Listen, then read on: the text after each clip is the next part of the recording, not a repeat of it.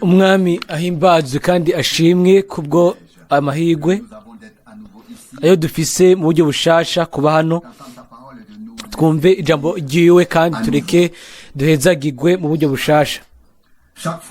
Buri gihe iyo tuza mu gikorwa c'Imana tuba turi hano n'icifuzo gikomeye mu mitima yacu kugira ngo tugire umwimenyerezo mushasha n'Imana, ngo twakire ibyo yasezeranije,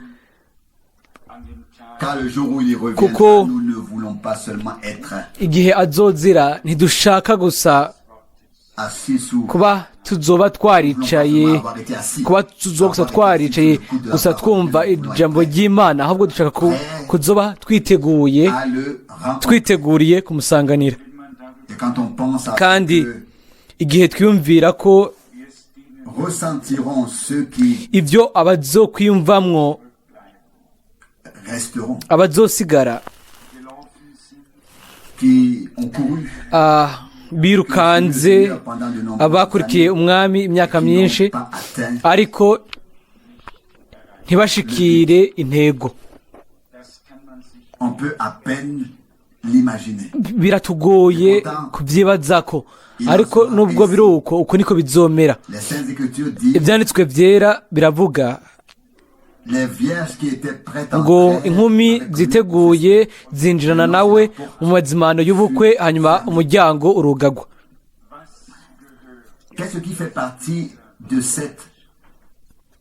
Mbega ni igiki kigize uko kwitegura? Ni ryari tuba tugeze kwitegurira, tuba twiteguriye gusanganira umwami?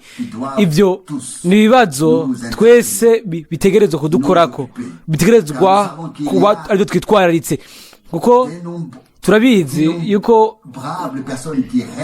hariyo abantu benshi cyane barota izamurwa, baririmba kandi bavuga n'ubutumwa kwizamurwa, ariko nubwo biri uko bakajana inzira zabo bwite, bakazana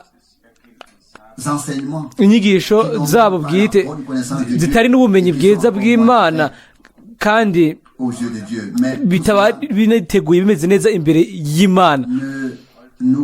Ibyo byose ntibituraba muri kino gitondo, ibyo biraba abandi bantu. Ikibazo ni iki gikurikira: mbega imero yacu nyayo uyu munsi imbere y'Imana imeze gute? Mbega turashobora kuja kumusanganira? Twumvise mu butumwa mu buryo butomoye yuko bikwiye kugira imyimenyerezo itatu: ugutsindanishirizwa by'ukuri biciye ku kwizera kwa Bibiliya muri Yesu Kristo umwami wacu. Ibyo bikaba bikozwe na Mwene w'Imana, atari gusa kwizera ngo ni kubera yuko abandi babyizera, ariko bikaba ari umwimenyerezo wa kimuntu w'umuntu ku giti ciwe mu kwizera, umwimenyerezo hamwe n'Imana. Muri uwo dushobora kuraba inyuma tukavuga tuti ni hariya niho Imana yansanze, nihajya niho nagize uguhura kwanje n'Imana. Umwimenyerezo wanje wahinduye ubuzima bwanje, woheje ubuzima bwanje, umwimenyerezo woheje ubuzima bwanje ukabuhindura. Uko rero ni ugutsindanishirizwa gusa. Umwimenyerezo wa kabiri nawo twarawubwiwe mu buryo butomoye, kandi ibyanditswe byera birabivuga ko mu buryo bubandanya, nk'uwa mbere n'uwa gatatu, ni ukwezwa. Muri uko haravugwa ngo atakwezwa nta muntu n'umwe azobona umwami, nta muntu n'umwe avuyemo. Atakwezwa nta muntu n'umwe azobona umwami. Iryo ni ijambo rikomeye. Nindazi ico ukwezwa biri mu maso y'Imana, kubera ko twiyumvira yuko ukora kwezi, ariko turavuga ibyo Imana insaba jewe n'ibyo gusaba wewe. Yohana 17:17 ngo uveze mukuri kwawe, ijambo ryawe niko kuri. Tugire ukubaha nk'uko imbere y'Imana n'ijambo ryayo, kandi ibyo rero kubwo ibintu byose biba byanditswemwo. Hariho abantu benshi bafata inzabibu hanyuma bakareka umutsima, bakareka umutsima. Ahubwo tugerageza gufata nk'ama buri jambo ryose ry'Imana, hanyuma tukareka tukinjigwamwo nuko kuri kw'Imana, kandi ibyo byose biba birimwo. Mbere n'ibyanditswe muri Yakobo 5 ngo ntimukavuganane nabi bakundwa bene data, kandi ngo ntimuciranire urubanza, kuko ngo umucamanza ari ku muryango. Aho ni Yakobo 4:11. Hanyuma Yakobo 5:9 nabyo birimwo ngo ntimwidodomberanire kuko umucamanza ari ku muryango, umwami ari hafi. Rimwe tuba twibaza yuko turi mu kuri kwahishuwe, kandi yuko ari bitwezwa, ariko tweza ibyo ntibihagije. Intahe y'ibyanditswe byose by'ijambo ry'Imana, buri jambo ryose ry'Imana, mbere nubwo haba havugwa yuko dutegerezwa kugumya ururimi rwacu, tukarugumya atari uko tukaba turiko turihenda ubwacu, kandi ugusenga kwacu n'ukorera Imana kwacu bikaba ari iby'imfa gusa. Hariho imirongo myinshi ya Bibiliya ibiri mu ijambo ry'Imana, muri iyo dutegerezwa kwerezwa muri iyo. Muri buri gace kose ako Imana idusaba, dutegerezwa gutsindanishirizwa no kwerezwa imbere y'umwami. Umuntu wa kera ntazigera abishikako, ahubwo igishushanyo c'ivyo twovuga tuti ibyo mbega bishoboka gute? Aho rero turamura amaso ku mwami, hanyuma tukavuga tuti Mana yizigirwa, watugiriye ubuntu, waduhaye ubuzima bushasha, wababariye amakosa yacu, turi abawe, turi ubu rero ku ruhande rwawe, tugire ico ikikunezereje.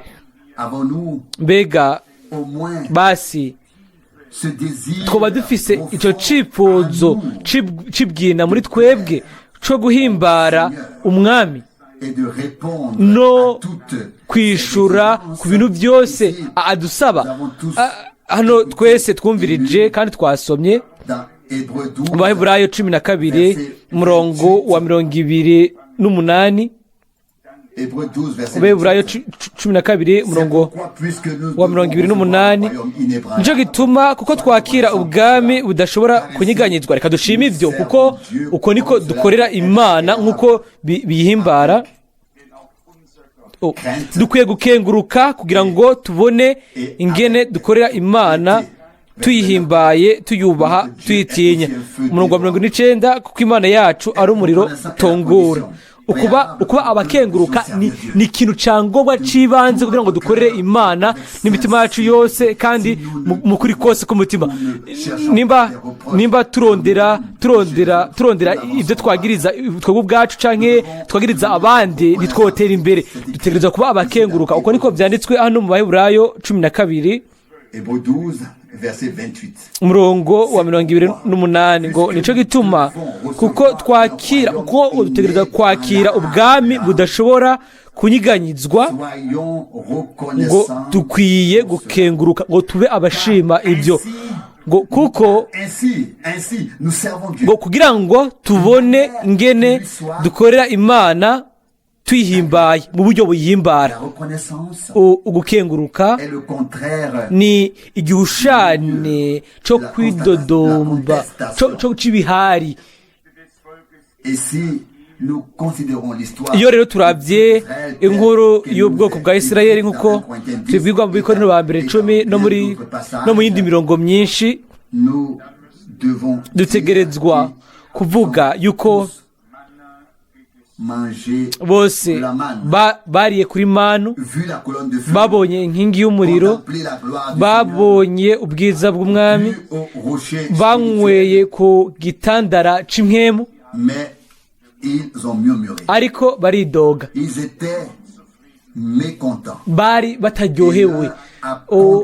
Umwe akandukiza uyundi gushitsa aho Imana bwa nyuma yategerezwa kuvuga ati Mose, ngomba kurandura ubu bwoko, ntangurane nawe Mose, ngirani ntango nawe Mose.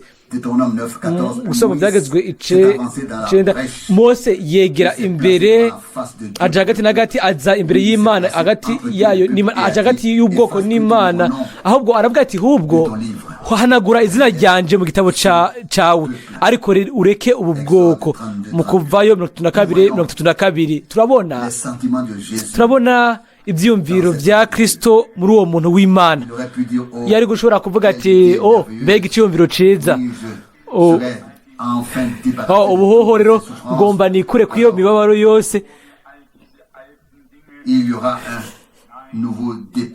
acaba intango shasha, ibintu bya kera bitagihari.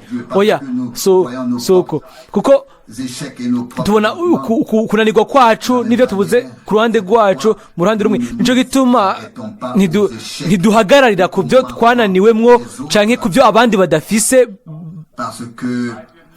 kuko nta muntu n'umwe tukimenya mu mubiri, ariko tubamenya mu mwemu.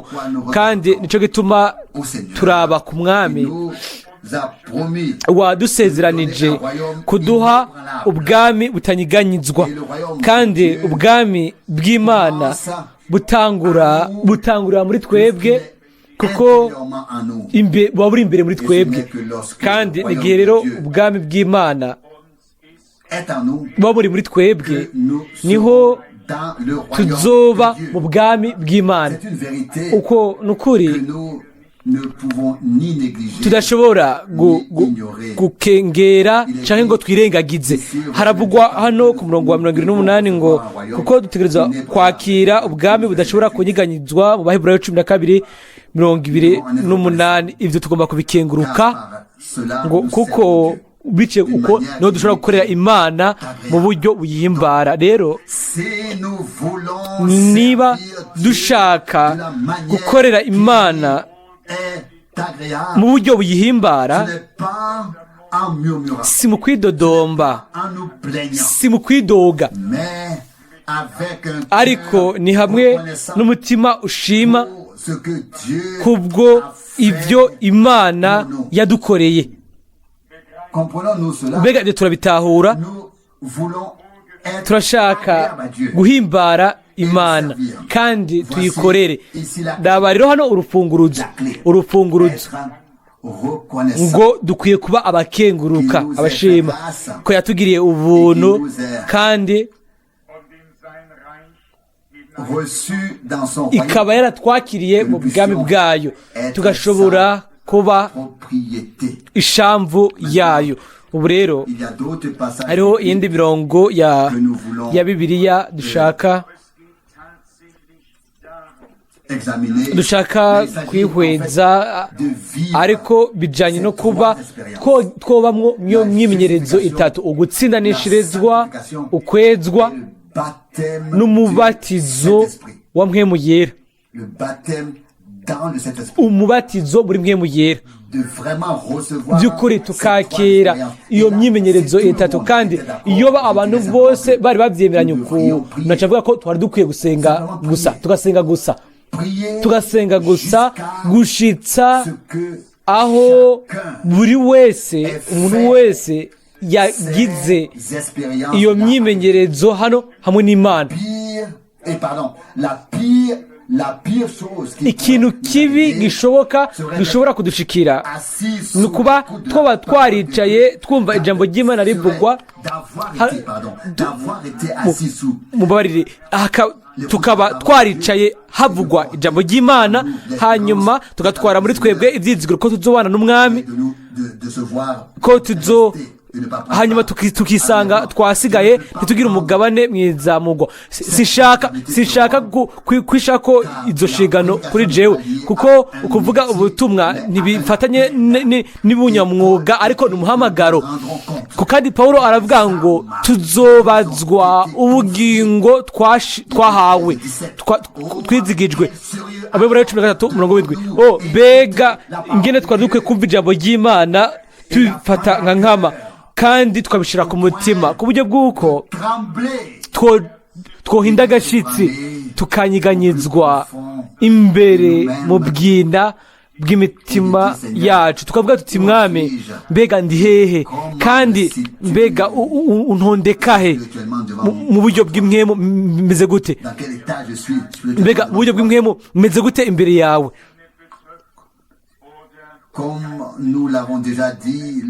Nk'uko twabivuze, uguca urubanza ku byananiwe abandi nyine bananiwe, haba abantu ku giti cyabo canke imigwi yo mu buryo bw'imwemu canke y'amadini, dukeneye ahubwo kugenzura imero yacu bwite y'uburyo bw'imwemu ingene tumeze imbere y'Umwami, atari kuraba iby'abandi. Ibyo nta kintu kimwe bizotumarira. Rero nimba duhagarara tugahagarara mu kwizera, tukaba dukenguruka kubwo ibyo Imana yamaze kuduha, izobandanya kutwereka no kutwereka inzira y'agakiza, kuko uko niko byanditswe muri Zaburi 50:23 ngo ukenguruka ushimira ukenguruka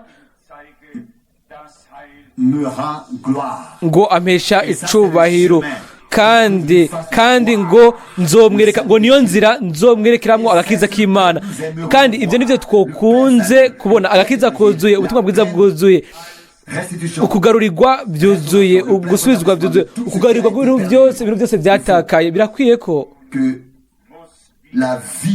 ubuzima n'ubushobozi bw'Imana bigaruka mu bintu byose dukora, kuko mu by'ukuri igihe icyo tubayemwo kirakomeye, kandi ntituri mu bantu bashenga ibihe biraba ukugaruka k'Umwami, kandi ntituri no mu bantu bavuga ngo Umwami wanje ngo ntazoza hasigaye kinini. Ariko dukeneye kuba abantu batekanye bakomeye, tukarindira ukugaruka k'Umwami, nk'uko umugeni ateguwe yambaye neza aba yambaye asharijwe. Uko niko dushaka kurindira, atari nk'abantu bahagarara imbere y'umuryango wugaye. Bose bagiye gusanganira Umwami, 5 b'abanyabwenge na 5 b'ibigugu, bose bararindira, bose bafata akayira n'amatara yabo bagenda gusanganira umukwe. Bakondwa benshi bakora ibyo uyu munsi mu bantu bumvise ubutumwa bwa nyuma, ariko hakaba ugukatira ibubamfu n'iburyo, bikaba biri uko, agatagura gushwana n'ibice, hanyuma bagatandukana, umubiri ugatabuka, kuko umwe abashaka mu buryo canke ubundi gushira kwikunda kwiwe n'umugambi wiwe akabishira muri gahunda y'Imana. Ibyo bintu byose bitegerezwa nabyo guhagarara. Dukwiye kuza imbere y'Imana nk'uko byavuzwe kera mu nzu ya Koruneliyo, tugakorana ngo twumve tumenye ibyo Imana yagutegetse kuvuga gukora, atari ibyo abantu bashaka kuvuga, atari ibyo biyumvira, atari n'ibyo bavuga, ariko ijambo ritomboye kandi ry'ukuri ry'Imana. Ibyo nibyo dushaka kumviriza, kandi ni muri uko kuri kwahishuwe kw'ijambo niho dushaka kwerezwa, hanyuma tukaba nungaho twuzuzwamwo Mwemu Yera by'ukuri, nk'uko bene data bashiki bacu kiriya gihe kera mu ntango.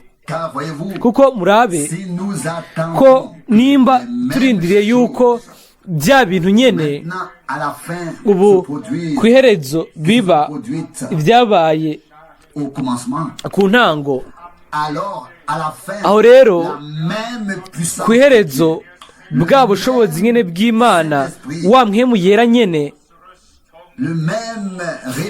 kwa kwambikwa dutegerezwa kubihabwa. Niba bya bintu nyine bitegerezwa kuba, mbega ibyo twese turabitahura, mbega twoshobora kubikora biciye ku buryo bwacu mu nkomezi zacu? Oya, iyo byari bimeze uko ntitwaba turiko turanabivuga ibyo bintu. Ariko nk'uko bene data nabo ntibashobora kubikora ubwabo ku ntango, ariko nk'uko umwami yari yavuze, aravuga ngo murindire Yerusalemu gushitsaho muzokwambikirwa bubasha buva mu ijuru. Ishengero iryo umwami yegeranya mw'iyi minsi ya nyuma kugira ngo arigire umubiri muzima, iryo shengero ritegerezwa kuzura ubuzima bw'Imana, ubushobozi bw'Imana. Aho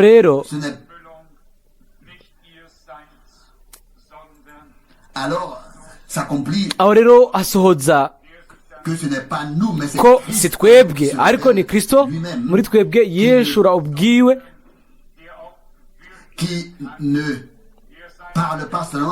atavuga gusa ariko ashobora no gukora, ashobora by'ukuri guhishura mu buryo bwuzuye ububasha bwiwe bw'umukiza, bwo gukiza indwara, ububasha bwe bwo kubohora ego, by'ukuri agashobora kugaragaza ububasha bw'ubutumwa bwiza.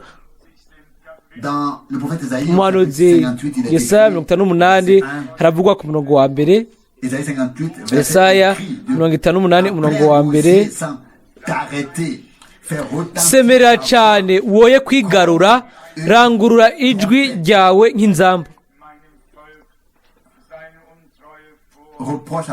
ubarire abantu banje ibicumuro byabo n'inzu ya Yakobo ibyaha byabo. Umurongo wa kabiri,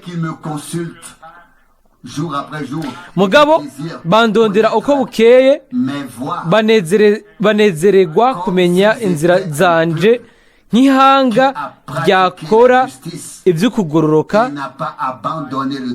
ntirireke ibyagezwe by'Imana yabo. Niko bansaba ibyagezwe byo kugororoka, bakanezererwa kwegera Imana. Reka duhagarare gato hano akanya gato.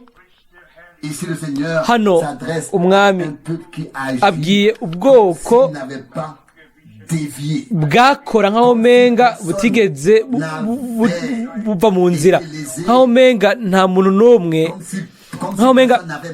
n'umwe yoba yarabuzemwo, nk'aho menga ibintu byose byari bimeze neza. Rero Imana ikabazwa mu nzira zayo, hakaba icifuzo hano nk'uko byanditswe ku murongo wa mbere, aravuga ngo uwagirize abantu ibicumuro byabo cyangwa kutizigwa kwabo, haravuga ngo mugabo bandondera uko bukeye, banezererwa kumenya inzira zanje, nk'ihanga nk'aho menga ngo nihanga ryakora iby'ukugororoka, ntirireke ibyagezwe by'Imana yabo.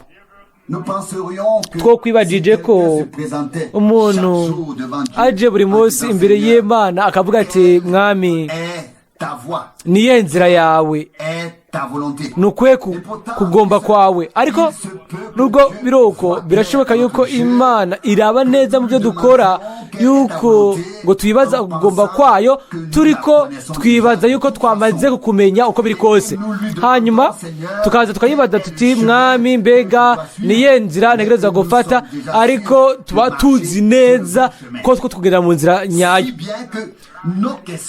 Nubwo ibibazo byacu canke uburyo bwacu duhindukira, yego uburyo bwacu duhindukira Imana ni ibintu by'igice, ntibihuze n'ibyo Imana yashaka ko ariko bimera.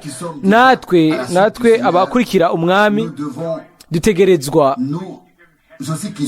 natwebwe abamaze kuba dukurikira umwami tuba dukwiye kwibaza ubudahumeka n'umutima wose n'Imana ati mbega noba ndi ku nzira by'ukuri ushaka gufatana nanje, mbega twe nk'ubwoko bwawe twageze aho ushaka, aho ushaka ko tuba, aho kutugenda.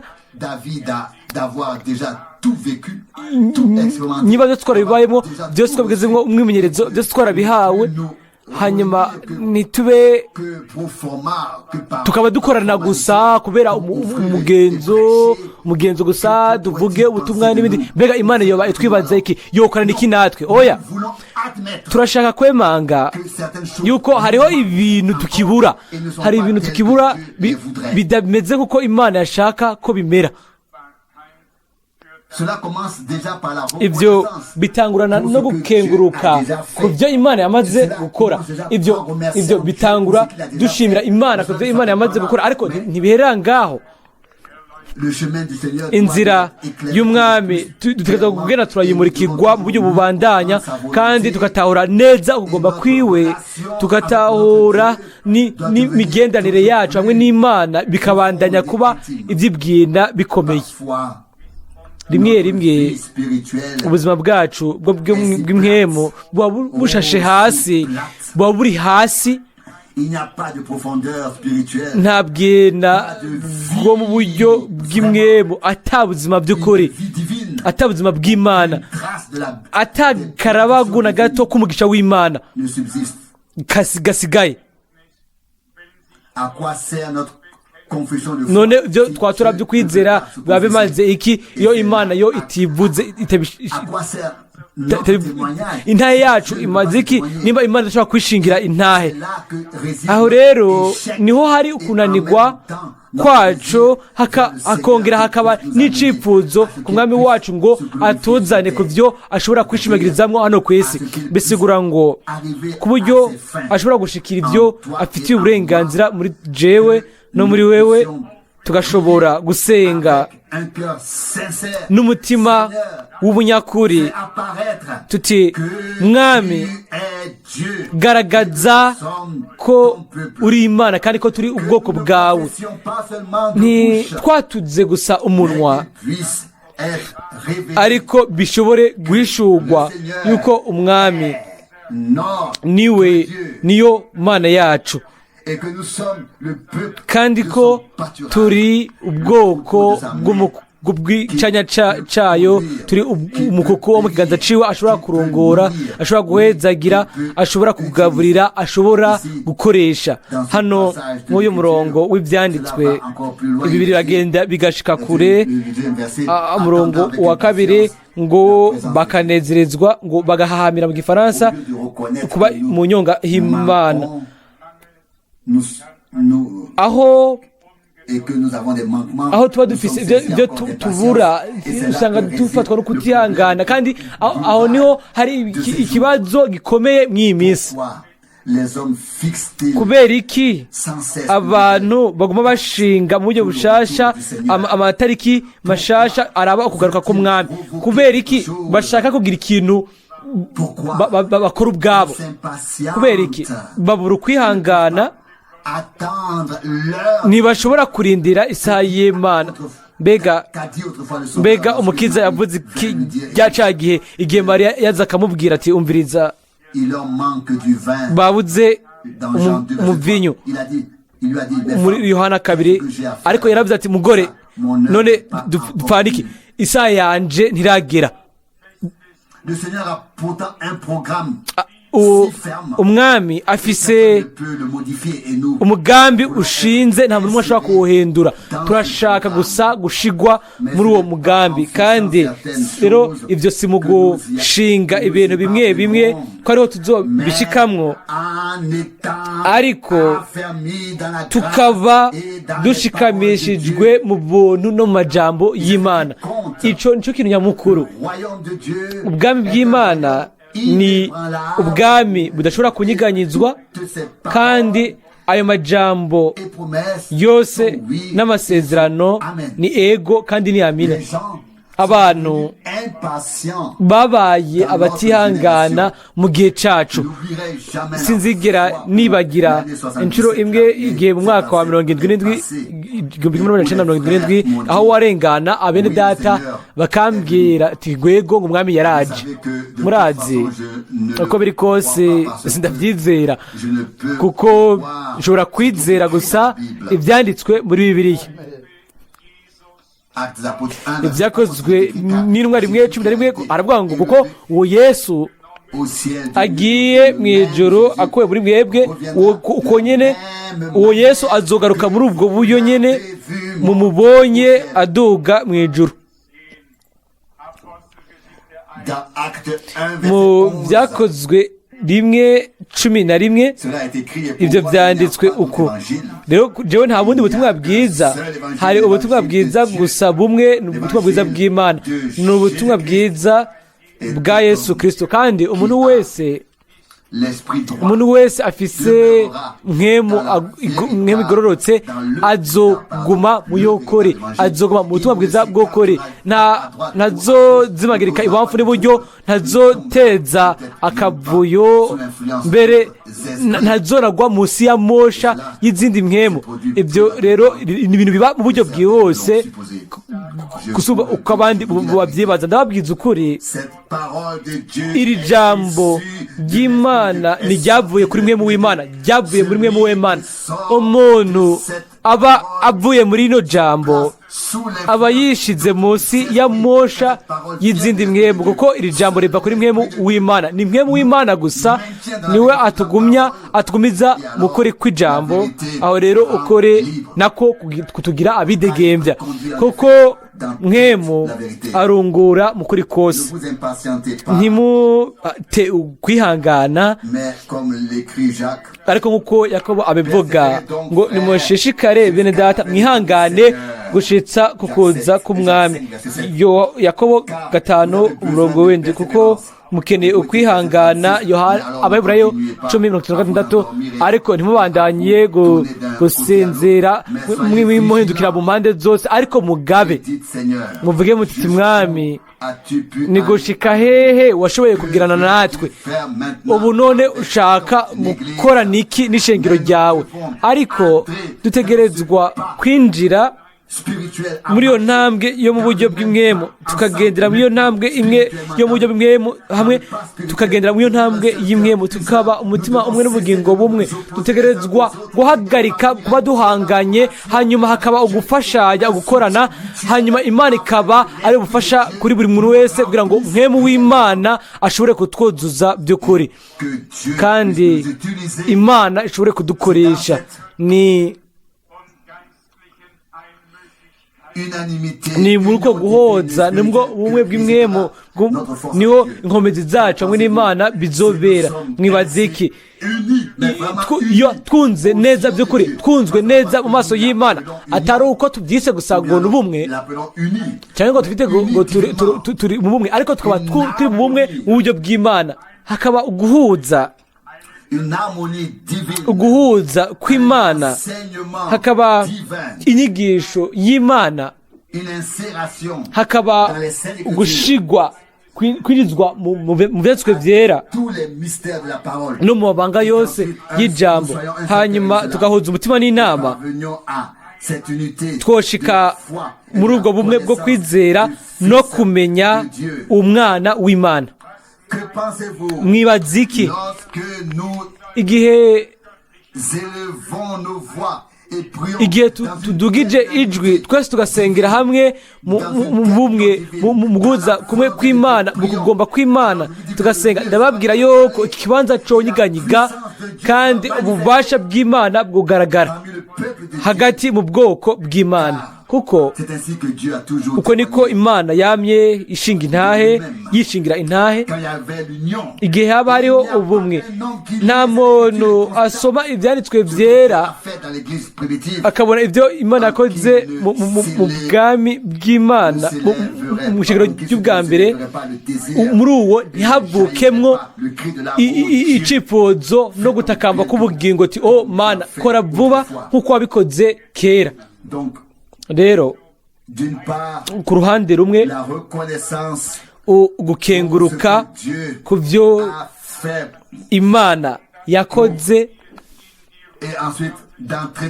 hanyuma tukinjira mu ruhukiro n'Imana atari mu gusinzira mu buryo bw'impwemu, ariko tukaja mu kuruhuka, tukaruhuka ibikorwa byacu bwite, tukinjira mu gikorwa c'Imana icyabereye muri Kristo Yesu umwami wacu. Aho rero turabona yuko natwo ubwacu turi igikorwa c'Imana, twaremewe icubahiro ciwe no gushimwa kwiwe. Ibyo rero biragenda bigashika hano, kandi havugwa ukiri muto Yesaya umurongo wa 3, kubera iki dukisonzesha barabaza bati mbega igituma twisonzesha nturuhe ubibona ni kuki, igituma twibabaza nawe ukavyirengagiza ni kuki? Erega bitegwa twizigira yuko Imana izo turaba hano rero bariko barabaza ngo kubera iki dukora ibi n'ibi, kubera iki mbega utabibona? Hanyuma bikabandanya hano mu murongo wa 3 akavugwa ngo erega biterwa nuko ku munsi wanyu wo kwisonzesha mupfa kwikorera ibyanyu, mugakoresha nabi abakozi banyu bose. Raba ico mwisonzeshereza n'amahane n'imitongano no gukubitana ibipfunsi byo kugiranira nabi. Erega kwisonzesha kwanyu ko muri iyi minsi si ko kotuma ijwi ryanyu ryumvikana mu ijuru.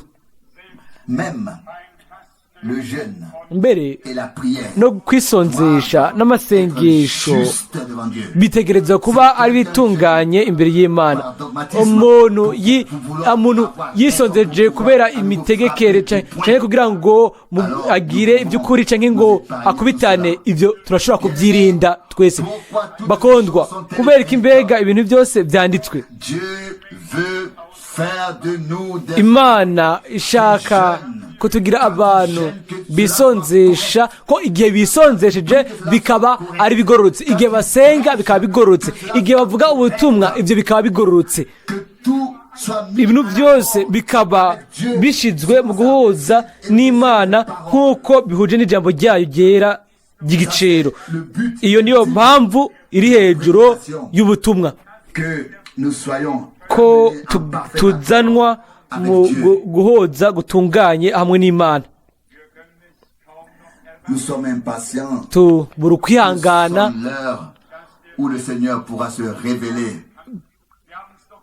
tuhamiye kubona isaha aho umwami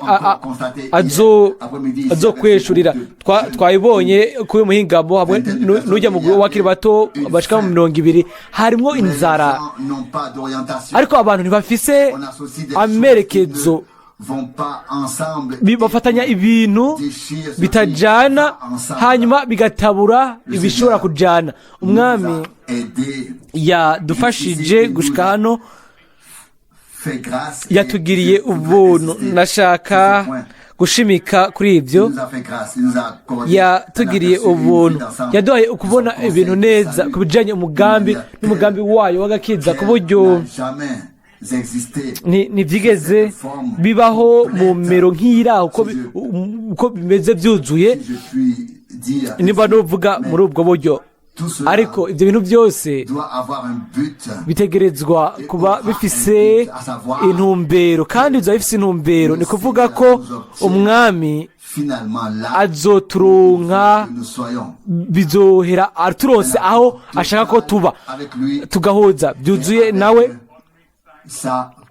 kandi tugahuza n'ijambo ryayo. Nta muntu n'umwe abagikora icyo ari cyo cyose ngo abonekane cyangwa ngo yumvikane. Abantu bose bagakorana bakavuga bati, mwami simbereye ko undaba. Mbega muramaze kubivuga? Narabivuze inshuro nyinshi. Iyo mwari muzi ibintu byose nabwiye umwami, sinzi niba mwo bitahura. Ninde yokwiraba yishibagiza? Umuhanuzi wo mu Isezerano rya Kera mbega ntavuga ati ibyacu byose byo kugororoka bimeze nk'impuzu icafuye? Ni igiki coguma kiri imbere y'Imana? Twavukiye mu caha twese, kandi Adamu wa kera aracatwihometse ko iyo tutagavye ngo turabe.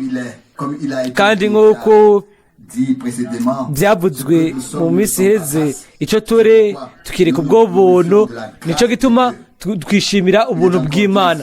Haravugwa hano umurongo wa 5, none uko kwisonzesha, none ukwisonzesha shima mugira ngo kumeze gutyo. Umuntu akibabaza, sinzigira ndabyibagira, sinshaka no kuvuga uwo mugwi uwo ari wo, ariko umuntu wese afise umufuko wiwe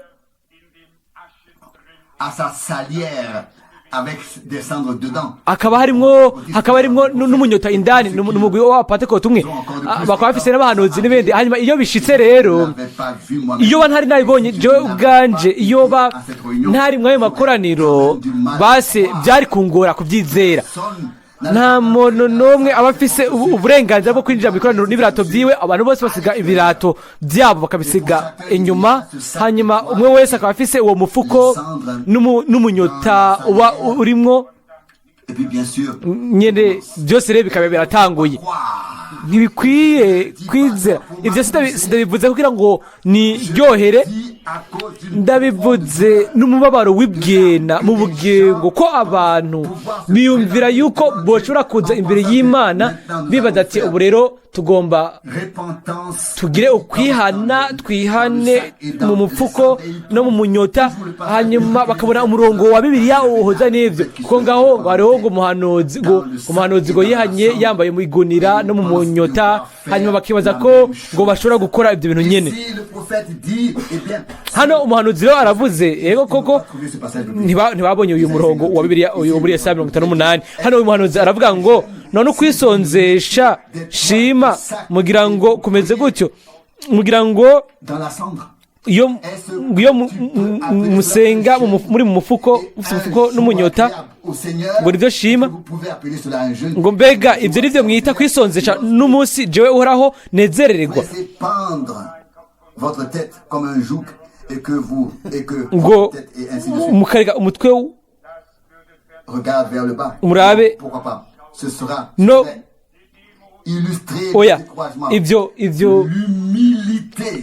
ibintu uguca bugufi ntikuhari igihe umutwe wunamitswe cyangwa iyo dushize amaguru yacu mu mufuko. Uguca bugufi kuba mu mutima, kandi Imana ishaka yuko tugira uko guca bugufi kw'Imana. Umwami wacu mbega ntavuga ku musozi, hari ku butumwa bwo ku musozi aravuga ngo, iyo mwisonzesha nimwoge musige umutwe wanyu amavuta. Haleluya, Imana ihimbazwe. Ivyo bigaragaza ko twizera ibyo dusengera, tukagira icizere umwami kugira ngo abiduhe. Ku ruhande rumwe umutima ubuciye bugufi, hanyuma iyo bitavuzwe hano iyo tutabonye ukweshugwa, iyo twambaye twashaka kubikora kwambara umufuko, ariko iyo siyo nzira y'Imana hamwe natwe. Inzira y'Imana hamwe natwe ni inzira y'ukwizera hamwe no kumvira, kugira ngo tureke duhuzwe nawe n'amajambo yiwe mu bintu byose. Mbega ibyo ahantu habaza ibibazo ngo mbega ibyo tubyite umunsi unezerezwa umwami, abantu bibabaza hanyuma bakareka umutwe wabo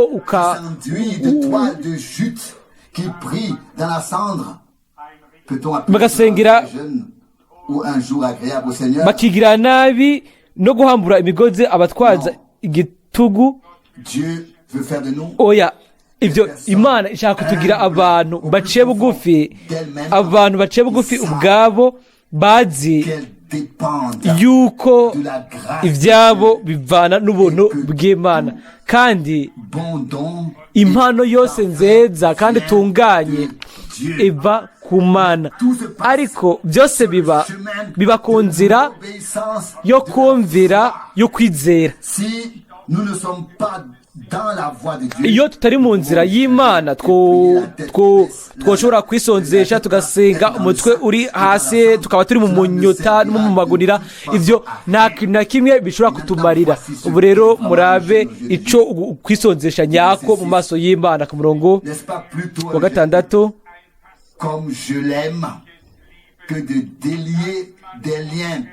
Mbega ukusiko kwisonzesha nshima si ukubohora abantu ingoyi zo kugiranira nabi no guhamburura imigozi abatwazwa igitugu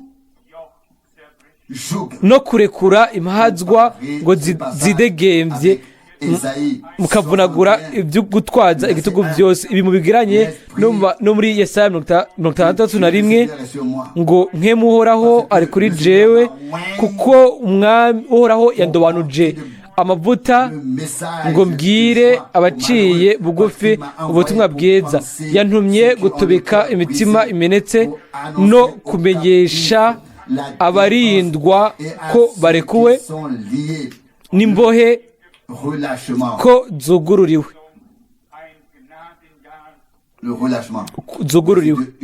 Umurongo wa 2 ngo menyeshe abantu umwaka wo kwemererwamo Uhoraho. Ubwo nibwo bukozi butegereza kubandanya ubu biciye ku ishengero.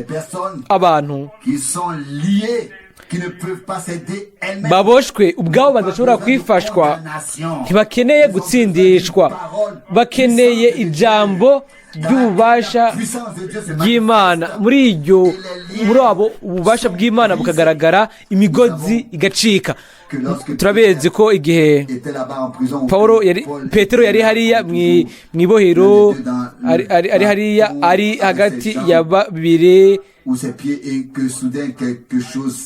amaguru yiwe aboshe, hanyuma hari ikintu cyabaye, hanyuma arabohoka arasohoka.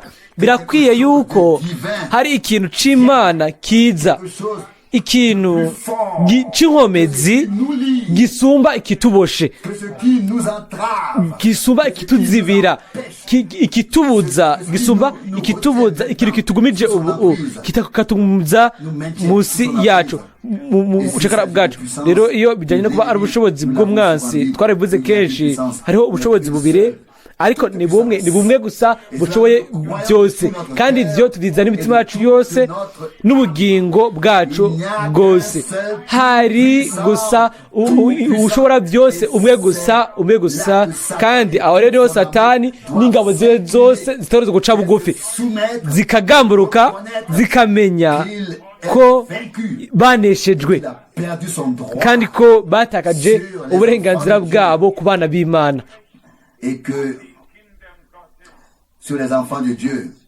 Ku bana b'Imana, kandi ko umwami yaraducunguye, turabiwe, turi ishamvu yiwe. Nimwibaze uguze ikintu, hanyuma uwo muntu wakiguriye ubwa mbere akaguma ashaka kuza ngo akigire ku burenganzira, ngo avugire hano na hariya n'ibindi. Ntico bari ikintu ceza hoba uruja n'uruza oya guhera aho Imana iducunguririye muri Kristo, aho irihiye ikiguzi cy'igiciro, aho amaraso amenekeye, Satani yatakaje uburenganzira kuri twebwe. Dutegerezwa ibyo kubivuga mu kwizera, tukabivuga n'iminwa yacu, kuko twizeresha umutima hanyuma tukatura ibyo twizeresha umunwa. Niba twizeresha umutima hanyuma ntitwaturishe umunwa, ukwizera ni kuba guhagije, kuko ni intahe yacu bwite y'ukwizera. Uko niko byanditswe ngo baranesheje biciye ku maraso y'umwagaze kandi biciye no ku ijambo ryo gushinga intahe kwabo. Amen. Ibyo Yohana 12:11. Ijambo ry'Imana yacu ritegerezwa gucika intahe yacu.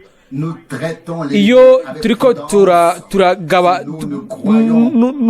ku mwansi, iyo twizeresha ibintu umutima gusa, hanyuma ntitwivugishe umunwa wacu, nta kintu na kimwe kizoba na gato. Umuntu ashaka kugira umwimenyerezo n'Imana ategerezwa kugurura umunwa akavugisha Imana. Umuntu aboshwe ashobora kwizera imyaka 100 n'umutima wiwe ngo umwami azombohora. Ibyo rero bizotwara imyaka 100 imbere y'uko ibyo bisheka, naho tuba tubyizera. Ariko guhera mu mwanya tuvugiye n'umunwa wacu ibintu twizera mu mutima wacu, nuko kwizera tukabivuga uko, hanyuma tukavuga tuti mwami warambohoye, narabohotse, izina ryawe nirihimbazwe. Satani yatakaje uburenganzira bwiwe kuri twebwe. Ndu wawe o mwami Imana, koko warancunguye. Aho rero muzobona ico ntikiba kikiri ikibazo. Intsinzi y'Imana irahishurwa gusa, ikagaragazwa, hanyuma tugatangara, tukibaza ati ego ati byari bisanzwe nk'uku. Rero ntitwirushe igihe kirekire. Ndazi ngene intambara nk'iyo ibigoye, na cyane cyane igihe ashobora kuba ukwiheba be mu mutima, akaba umubabaro. Reka tubandanye gusoma kwacu umurongo wa 6 muri Yesaya 58. Mbega uko siko kwisonzesha nshima, si ukubohora abantu ingoyi zo kugiranira nabi, no guhamburura imigozi abatwazwa igitogo, no kurekura imahazwa ngo zidegembye, mukavuna ibyo gutwaza igitugu byose.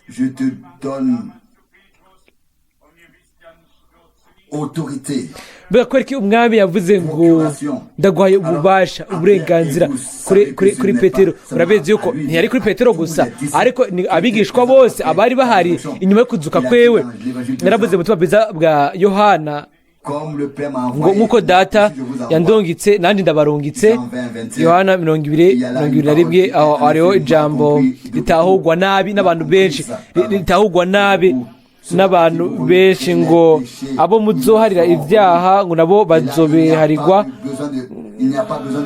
Aho rero ntihakire imigenzo n'ibiki, aho hatangaje gusa umugambi wo gucungurwa wa Yesu Kristo. Hanyuma ugashobora kubwira abantu mu byizigiro byose tuti umuntu wese mu kwizigira kose, tuti umuntu wese yizera ibyaha byiwe arabibabariwe. Umuntu wese yizera arashobora gusohoka yidegembye. Uko ariko byanditswe hano Yesaya 58 ngo Gatandatu ngo mubohore imahazwa, muvunagure ingogo zose. Bene data bashiki banje, birashoboka ko uboshwe kandi ibiganza byawe ugasanga ntibyidegembya ngo wibohore ubwawe. Mbere igice kinini uko ariko bigenda. tukaba turi hano nk'ikoraniro, hanyuma tugashaka gusengeranira bamwe ku bandi. Nimba hariho umuntu avuga gusa ati ego bwanjye sinshobora kwibohora kuko ndaboshe, mutima w'agaciro, taka mu bwina bw'ubugingo bwawe, Imana yawe iri hafi yacu twese, izokora igikorwa muri wewe, kandi nawe uzotangara uburyo ibyo biba. Ibyo biragenda bigashika kure. Aho rero umuco wawe uzodudubiza nk'umutwenze, kandi ugukira kwawe kuzoza kwihuse, ukugoroka kwawe kuzogendera imbere yawe, kandi ubwiza bw'umwami nibwo buzokurinda inyuma. Ni muri Yesaya 58:8. Iryo naryo ni ijambo ry'ubwiza, ngo umuco wawe uzoca utambika nk'umutwenzi. Mbega Yesaya avuga iki mu gice cya 66:1? Yesaya 66:1, haguruka ukayangane kuko umuco wawe ushitse, kandi ubwiza bworaho bukaba bukurasiye. Mbega uwo muco n'uyuhe? Kuko umuco wawe waje. Muri Yohana 1 uwo muco turawubwirwa neza. Umuco wakiye mu mwiza, Yesu Kristo umuco w'isi azotumurikira. Kandi umwami aranavuga mu butumwa bwo ku musozi ngo muri umuco w'isi, muri umunyu w'isi. Mbega ntitubona ingene umwami yadushize mu gukorana nawe twe nk'ubwoko bwiwe, ku buryo bw'uko ntituba turi abantu b'inyumba gusa b'abarorerezi, ariko turi abantu babifisemo umugabane, abo ishobora gukoresha mu bintu ashaka gukora. Aravuga hano muri Yesaya 58:9 ngo maze niwatabaza jewe uraho nzokwitaba, niwatakamba nzovuga nti ndi hano. O mutima w'agaciro, iyaba twese twobaye muri ibi mu bikorwa kandi no mu kuri, iyaba gusa twashoboye gukurikira inzira y'Imana turongowe na Mwene Yera, ku buryo bw'uko uguhimbara Imana nyabyo birukira kuri twebwe, hanyuma tukaba tuzi neza ko twishuwe, nk'uko byanditswe hano ku murongo w'9 ngo maze niwatabaza jewe uhoraho nzokwitaba.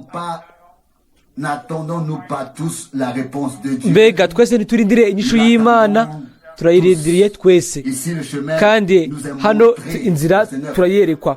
Umurongo w'9 ngo maze niwatabaza jewe uhoraho nzokwitaba, niwatakamba nzovuga nti ndi hano.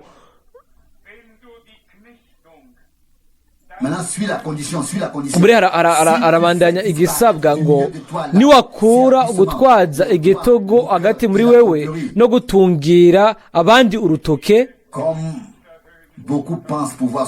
Ngene abantu benshi bibaza ko bocokora bagatunga urutoke abandi bantu. Amasengesho yose rero nta kintu aba amaze, nta kintu na kimwe aba amaze. Ibyo umwami yavuze muri Mariko 7 biba ari ibyo kuri ngo bansengera ubusa. Rero hejuru ya byose hariho iri jambo riteye ubwoba ngo mu busa, kuririmbira ubusa, gusenga mu busa, ukuja mu bikorane by'ubusa, hanyuma biba biri ku iherezo ry'ibintu byose by'impfabusa, ni kumaramara biteye ubwoba. Hano rero turerekwa ingene ibyo bishobora gushika byose, ngo ni bangahe bareka bagatwazwa igitugu mu buryo bw'imwemu bakababwira ngo nutemera iyi nyigisho ngo ntubirimwo, hanyuma bakabatwaza igitugu nk'aho umenga umuntu afise uburenganzira n'ububasha bwo gutanga ubuhigwe ku wundi, nk'aho umenga umwe ashinzwe gutuma abandi baba abanyehigwa. Agakiza kava ku mwami Imana yacu, kandi ntibivana na gato n'abantu. Birababaza kuri abantu bose bareka bagashirwa munsi y'ico gitugu, hanyuma bagatwazwa igitugu mu buryo bw'imwe nk'uko, ariko abantu bagashaka ibintu nk'ibyo ntibashobore kwihanganira umwidegemvyo mu buryo bw'imwemo. Misi yose akaba ari ibyagezwe, mbega ntitwageze twarumvise ibyo. Imana yateguye byose ku bwoko bwa Isirayeli, yari yayihaye amasezerano, hanyuma nabo bagashaka gukora ikintu cyabo bwite, hanyuma Imana ibaha ibintu byinshi byo gukora ku buryo bw'uko batashoboye kubikora byose. Hanyuma amwe na Aburahamu, amwe na Isaka, amwe na Yakobo, Imana yajanye nabo inzira nziza. Ntihariho ngo utegerezwa, hariho gusa ubufatanye n'Imana, hariho amasezerano hamwe n'ibindi byose bijana nabyo. Turabye isezerano ishingiro ry'isezerano rishasha, na cyane muri kino gihe hariho ugukoreshwa canke gutwazwa igitugu. Abantu bafashwe nk'inyago bagashika munsi y'igitugu mu buryo bw'imwemu, hanyuma bakabagwa n'ibisobanuro hamwe n'ivyumviro by'abantu, hanyuma ugutarika ikiganza gusa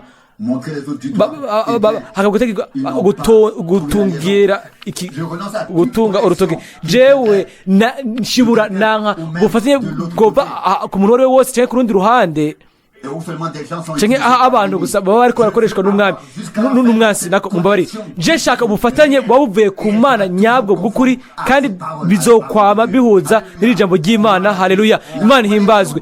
Ugufatanya n'Imana, ubufatanye n'Imana misi yose biba biciye kuri jambo no kuri mwemu. Ibisigaye nabyo kubera kera n'ibisobanuro byagaragara ko ari iby'ikinyoma, kandi ntidukwiye kubyizera. Murabizi neza ko igihe aya matariki arenganye ayo bashinze, baca bashinga ibintu bishasha, hanyuma aya matariki akarengana atakira kimwe kibaye, hanyuma bagatanga gushaka ibindi bintu bishasha, hanyuma bagashiraho ibindi bintu, bagashaka bikagaragaza ko gusa abantu ubwo baragwaye mu buryo bw'imwemu, ntibashobora kwifasha ubwabo, kuko biranditswe ngo nta muntu n'umwe azi ibihe canke iminsi ivy'Imana yishingiye mu bubasha bwayo bwite. Ibyakozwe rimwe umurongo w'indwi, n'umwami bwiwe aravuga ngo umwana w'umuntu we ntabizi, n'abamarayika nabo ntibabizi,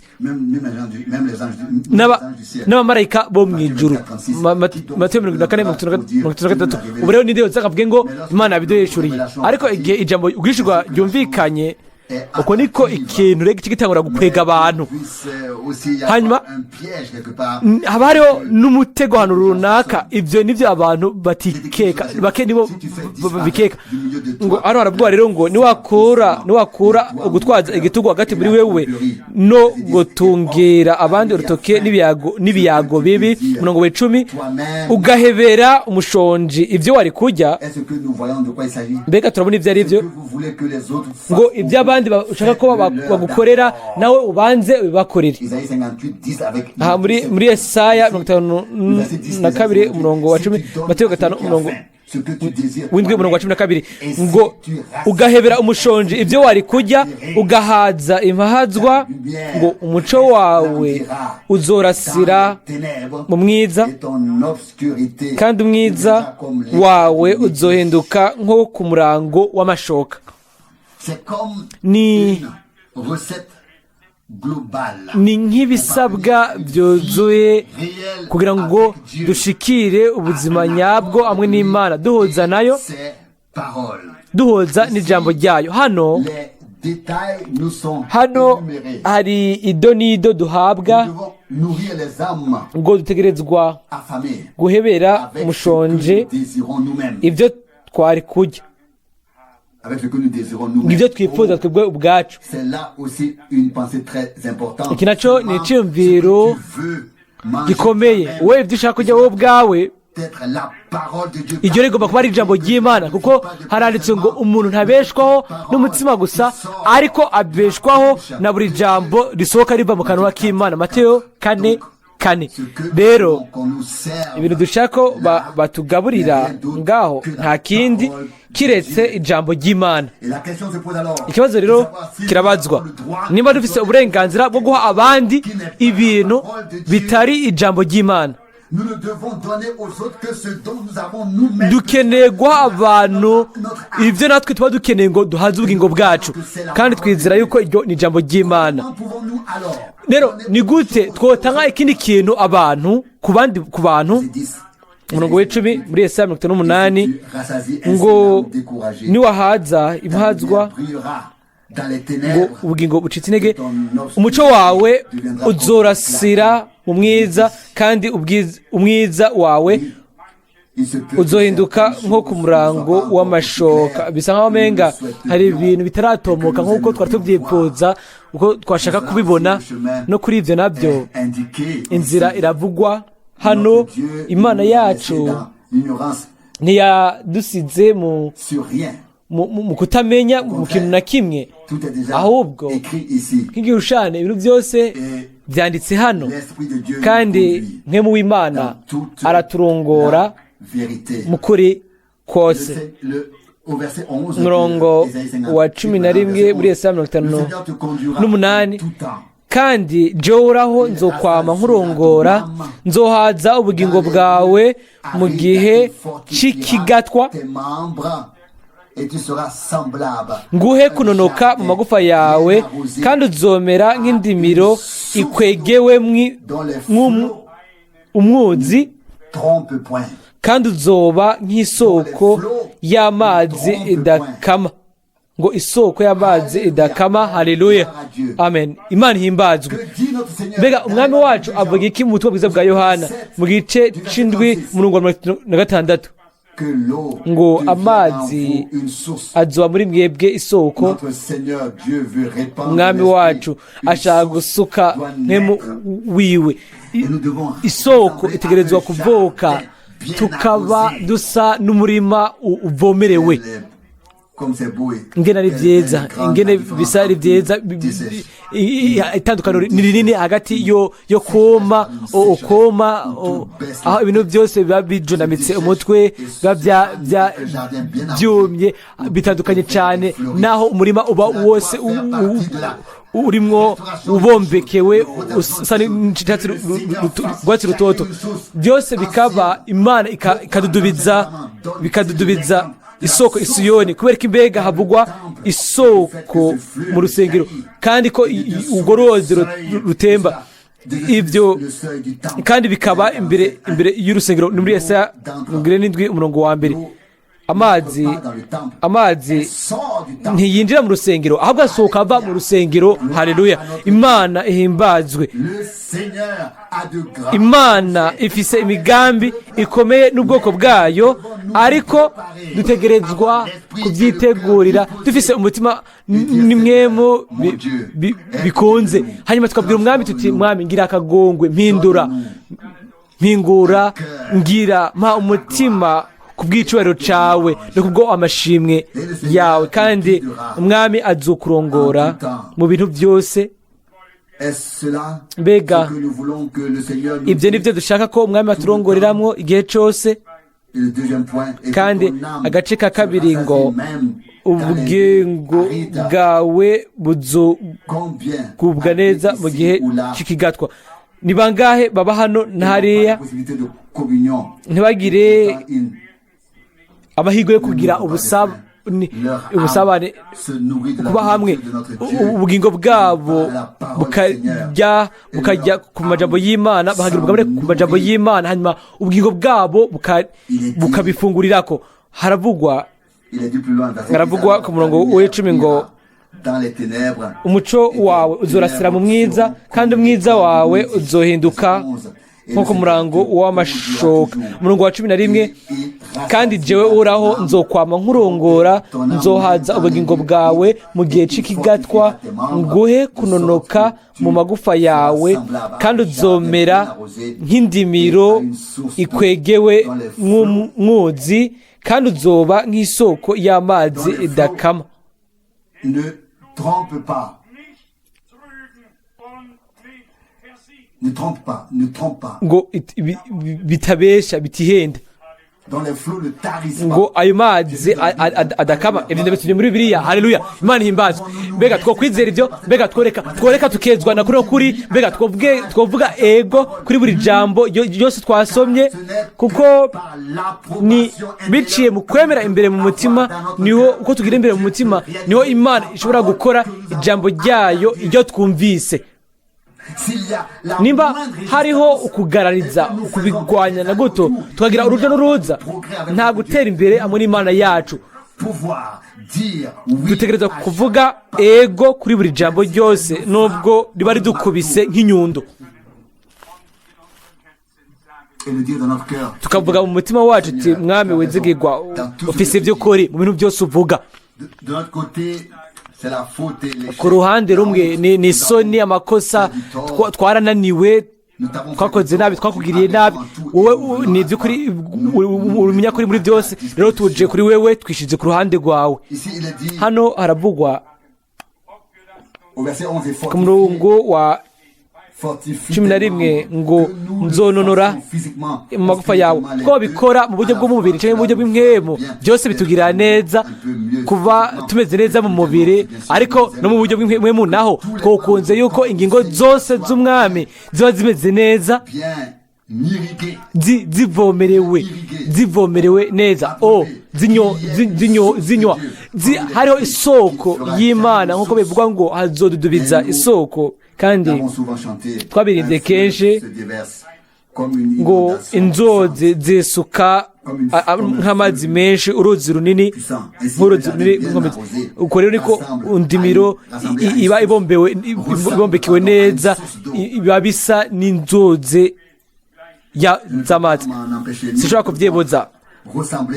Dutegerezwa gusa n'uruzi, isoko ry'amazi adakama, atari kugenda gusa kurondera amazi ahantu runaka, ariko nk'uko byanditswe muri Yohana havuga ngo amazi nzoguha azoba isoko y'ubugingo, azotembera mu bugingo budashira. Uko ariko umwami wacu yavuze.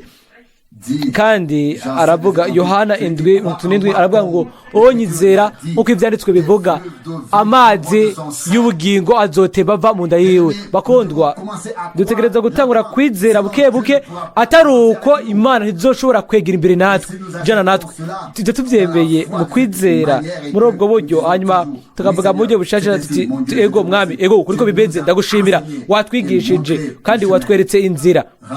Ubu rero tugire abakora kurikira iyo nzira watweretse ngaho muri Yesaya 58:12.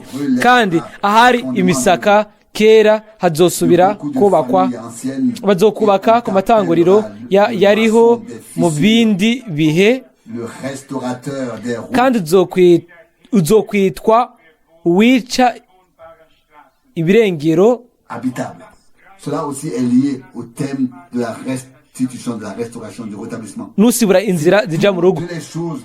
Ibi bintu byose byatanguye imbere yaha bibaye. Aho rero ibya bihe ahantu hakera habaye imisaka hazosubira kubakwa, nk'uko ubwoko bwa Isirayeli bwari buvuye mu bunyagano bw'i Babuloni, basubira kubaka urusengero.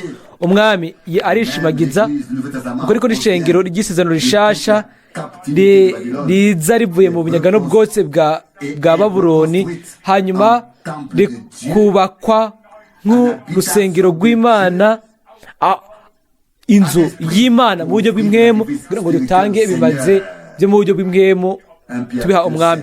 Petero 2:1-5. Amatanguriro yose azosubira kuduzwa. Umurongo wa 12 kuko avuga ngo ari azokubakwa amatanguriro yariho mu bindi bihe, kandi uzokwitwa uwica ibirengero, nusibura inzira ntusibura inzira zijya mu ngo. Umwami atugire ubuntu twese, adufashe gusa biciye ku majambo y'ibyanditswe. Mfasha mwami kandi nzoba mfashijwe, nkiza nzoba nkijijwe, nkiza indwara nzoba nkiza indwara. Yeremiya 17:14. Imana ni Imana y'igitangaza, Imana yacu ire ibitangaje nuko ni nyakuri. Haleluya. Iciza muri aya majambo nuko nayo kuri twoshobora kuyizera. Ijambo ryawe ribaye ritagifise agaciro, ukwizera kwanje mbega koruhukira he? Ico nitwararitse si amasibi 10,000 ibihumbi, ariko ni gukora ijambo ryawe, ubeze mu ijambo ryawe, mukuri kwawe ijambo ryawe niko kuri. Yohana 17:17. Bakundwa, mbega Imana yashaka kutuvugisha uyu munsi ibikomeje mu byo isaba mu buryo buhata. Mbega yashoboye kutuvugisha, mbega turiteguriye kurengana iki gice dusenga, umwe wese ku ruhande rwiwe avuga ati mwami mpa gutahura, mpa kumurikira, mpa kumenya ibyo ntegerezwa gukora.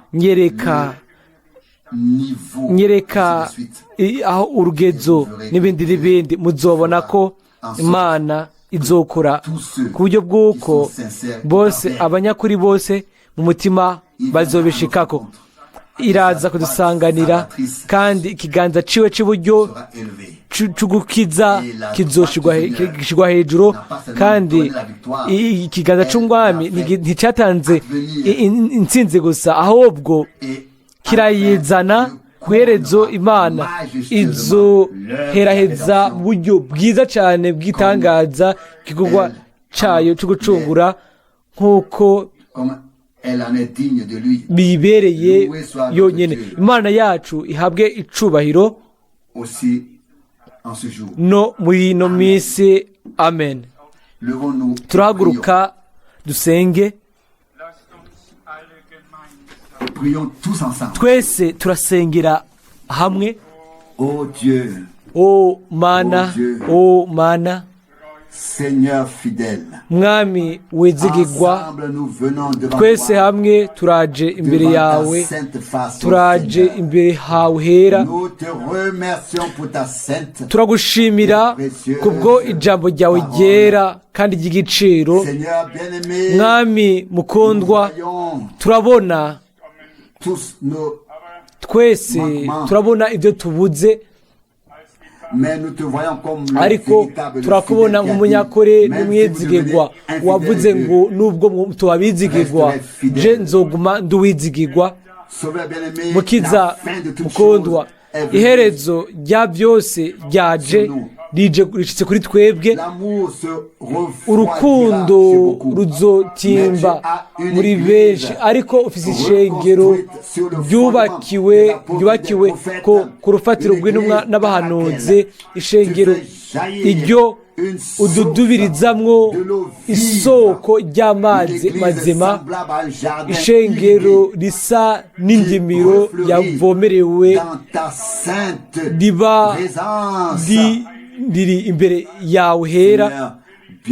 Mwami mukundwa, twigishe gusenga nk'uko uvyipfuza, nk'uko biguhimbara. Twigishe kwisonzesha uko ubikunda, uko ubishaka.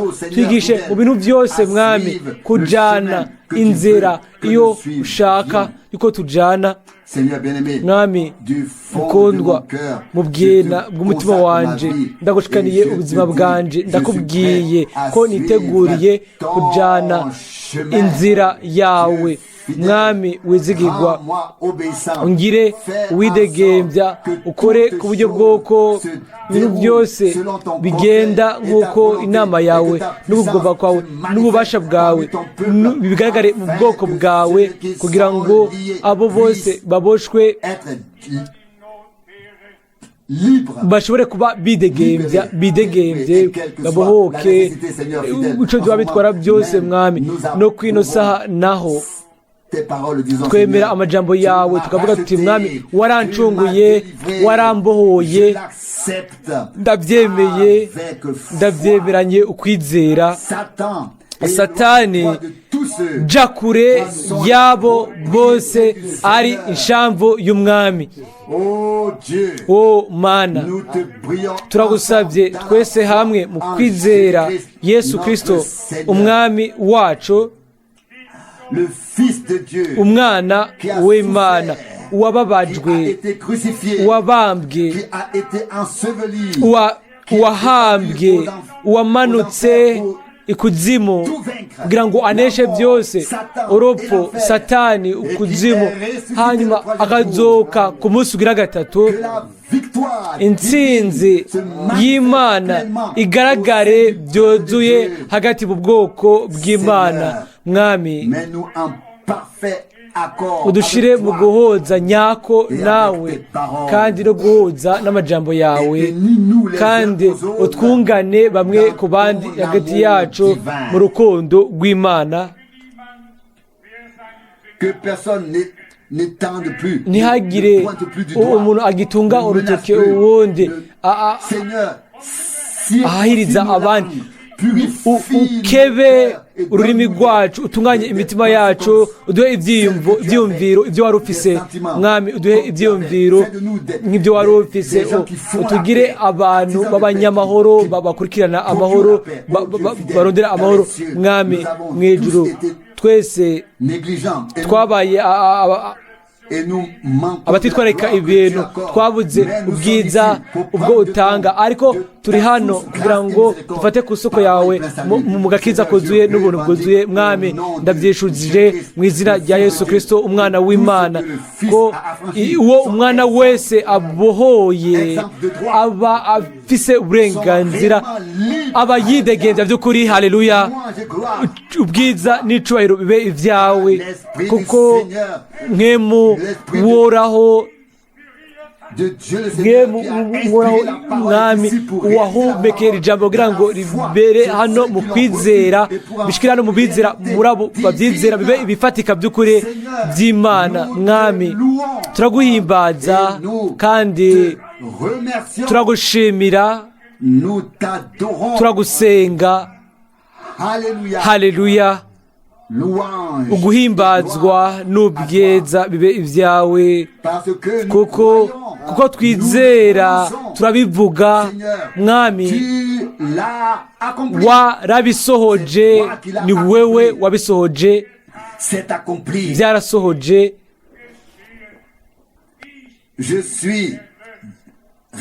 naracunguwe, narabohotse,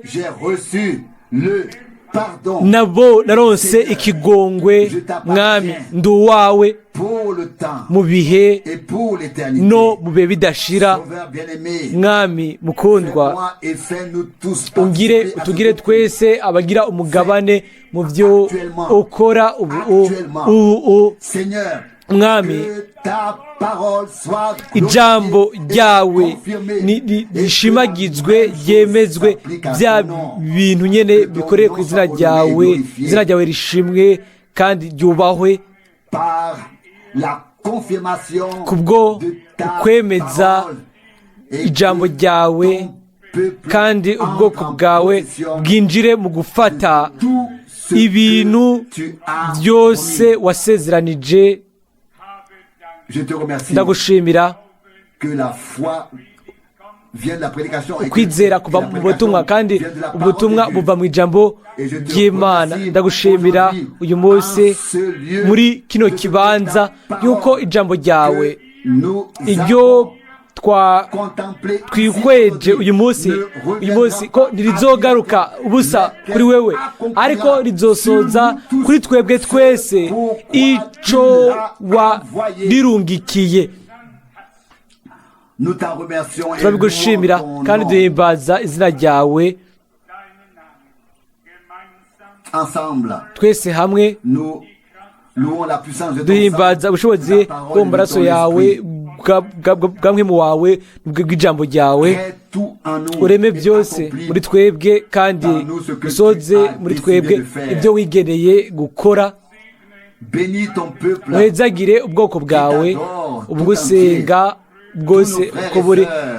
bene data bose na bashiki bacu baba bari hano canke bo baba ahasabagiye mwami turagushimira ko uzi abawe urazi abawe kandi ko ubarongora gushitsa aho tuzova mu kwizera tukabona irindi rimwe turakubwiye ngo urakoze cyane kubw'ijambo ryawe muri kino gikorwa c'Imana. izina ryawe nirihimbazwe. haleluya, amen, amen.